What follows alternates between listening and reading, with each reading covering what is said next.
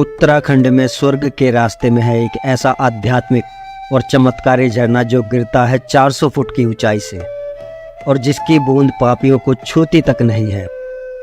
पुण्य और पाप की यही परीक्षा देने हम भी आ गए हैं वसुधारा फॉल्स।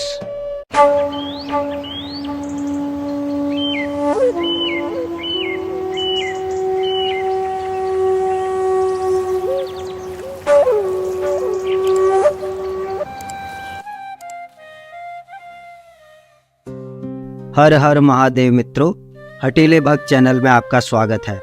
माणा गांव में गणेश गुफा, व्यास गुफा, सरस्वती नदी, भीम पुल के दर्शन करने के बाद अब हटीले भक्त यहां से आगे बढ़ रहे हैं स्वर्गारोहिणी पथ पर, जहां हम देखेंगे 400 फुट की ऊंचाई से गिरता हुआ एक झरना जिसकी बूंद पापियों के शरीर को छूती तक नहीं है। और ये मात्र कोई सामान्य झरना नहीं है, पौराणिक दृष्टि से भी यह एक महत्वपूर्ण जलप्रपात है। जलप्रपात शब्द थोड़ा भारी हो जाएगा बोलने और समझने में, तो ऐसा करते हैं हम झरना या फॉल्स ही बोलेंगे। माणा गांव में सरस्वती नदी से लगभग 5.5 किलोमीटर की दूरी पर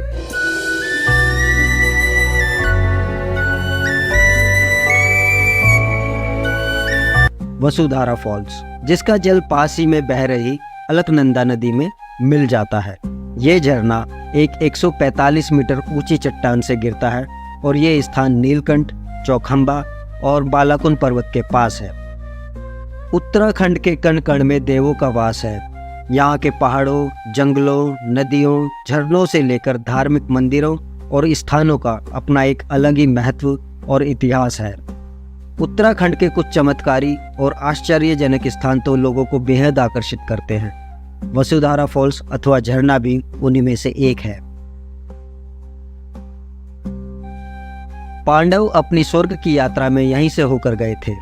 जहां अभी हम जा रहे हैं उसी वसुधारा में 5 पांडवों में से एक सहदेव ने अपने प्राण त्याग दिए थे और यहीं पर अर्जुन ने अपने गांडीव धनुष का भी त्याग कर दिया था। अष्टवसु ने यहाँ कठोर तप किया था, उन्हीं के नाम पर इसका नाम वसुधारा पड़ा। स्कंद पुराण में भी वसुधारा का महत्व बताया गया है। स्कंद पुराण के अनुसार ही अगर वसुधारा का एक छींटा भी यदि शरीर पर पड़ जाए तो प्राणी पाप मुक्त हो जाता है।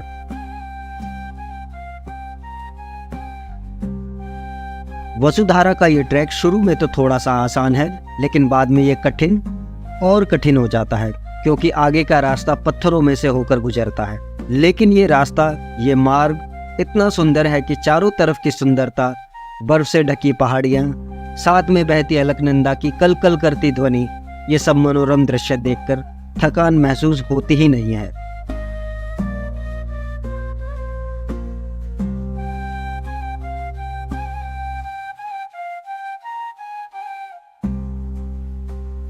जब भी ट्रैक पे जाएं, पार्ले जी खाएं।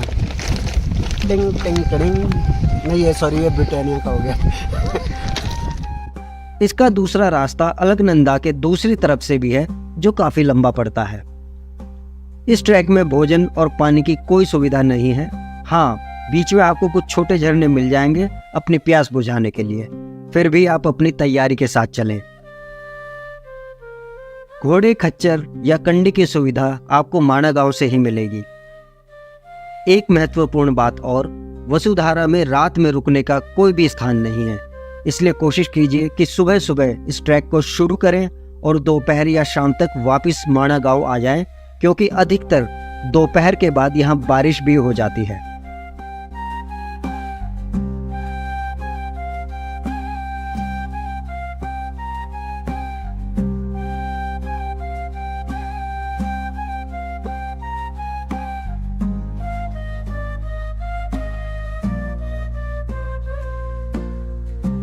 अब ये ऐसी जगह आ गई है, ये भी पार करना पड़ेगा। अरे देवता, हमारे बच्चे तो निकल गए उधर पार। पीने का ये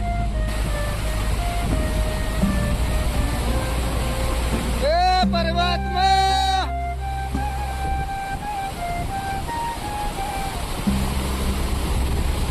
अरे इधर से आ जाओ प्रभु।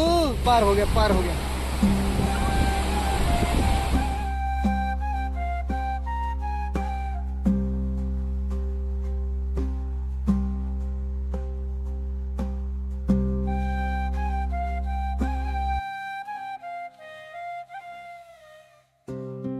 यह झरना भारत देश में ही नहीं बल्कि विदेशों में भी प्रसिद्ध है।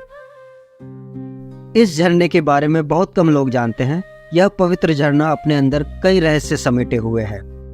इस झरने का पानी कई जड़ी बूटियों और पौधों को छूकर नीचे आता है, इसलिए जिस पर भी यह झरने का पानी पड़ता है वो निरोगी हो जाता है।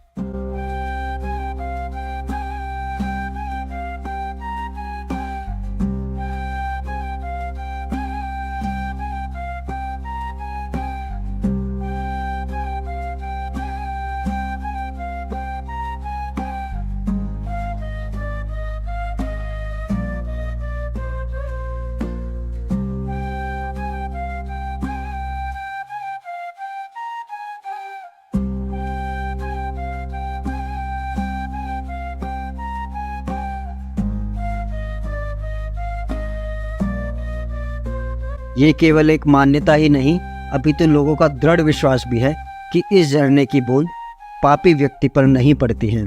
बस इसी गुण को परखने के लिए बद्रीनाथ आने वाले अधिकतर श्रद्धालु यहाँ पर जरूर आते हैं।